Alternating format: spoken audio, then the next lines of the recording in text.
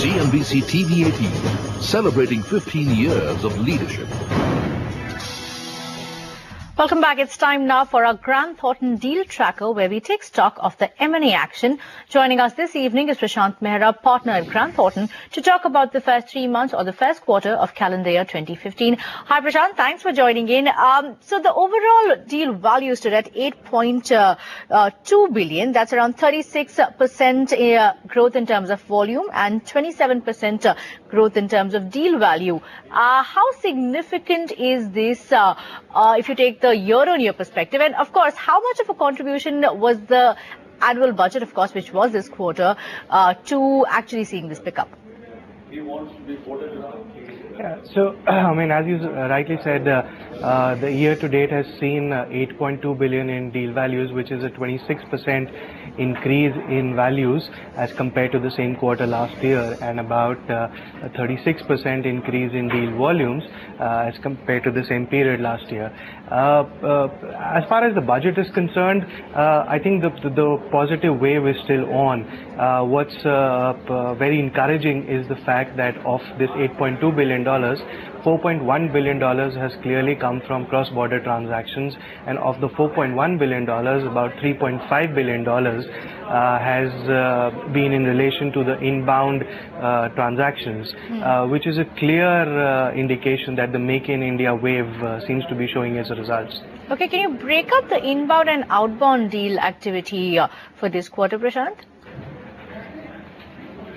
So as far as this quarter is concerned, of the 4.1 billion total cross-border transactions, $3.5 billion has come from inbound transactions, and the balance 0.6 billion has come from outbound transactions. Okay. And I think the outbound transactions will perhaps increase once the listed company results are out and we see the Indian businesses' balance sheets coming out of the red, their balance sheets becoming stronger, and thus they're getting more interested in the outbound transactions. All right. If you look at the private equity investment, I was taking a look at a report. It's an increase of around 36% in terms of value, 67% in terms of volume. The sectors are still the typical sectors that we see from IT, healthcare, consumer sectors, e-commerce. What are the other sectors that are now gradually picking up?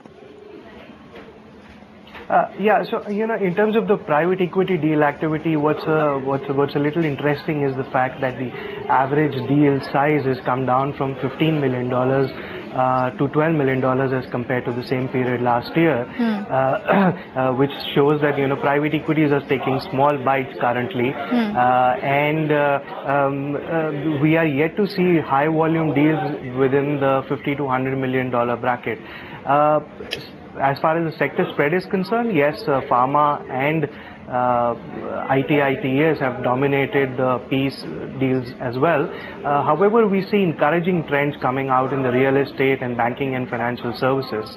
And going forward, I think with the real estate bill, perhaps there will be more surge in real estate activity, and in the next quarter or two, perhaps in the infrastructure sector as well. Prashant, private equity interest in real estate has been quite significant. As you said, now with the recent development with respect to the regulator coming in, do you expect PE players to actively look at expanding within real estate? And, of course, Blackstone takes the cake in that particular area. Yes, absolutely. I think we know with the bill coming in place, as real estate sector has been slightly notorious in terms of its corporate governance, all these regulations in place give more confidence to organized investors, whether it's domestic private equity or international private equity, to invest in the sector. Nobody can shy away from the fact that there is demand, there is a lot of potential in the sector, and now with the corporate governance factors coming in, I think we will probably see a lot more activity in these sectors.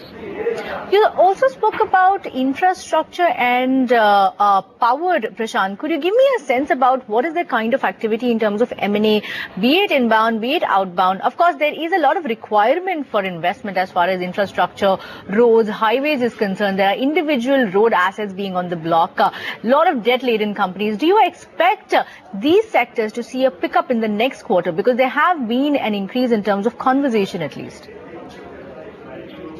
Yes, I mean, frankly speaking, the year to date has seen nothing significant or fancy to talk about in terms of the infrastructure sector.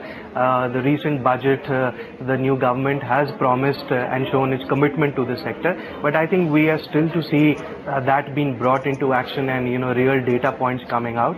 I believe the government will need to, all these projects will definitely be, you know, with the PPP model, but I think the government will really need to show its commitment in terms of data points and making self-investments in the sector, which will in the future be partnered with private players. So perhaps another quarter before we start seeing something real coming in terms of announcement of deals.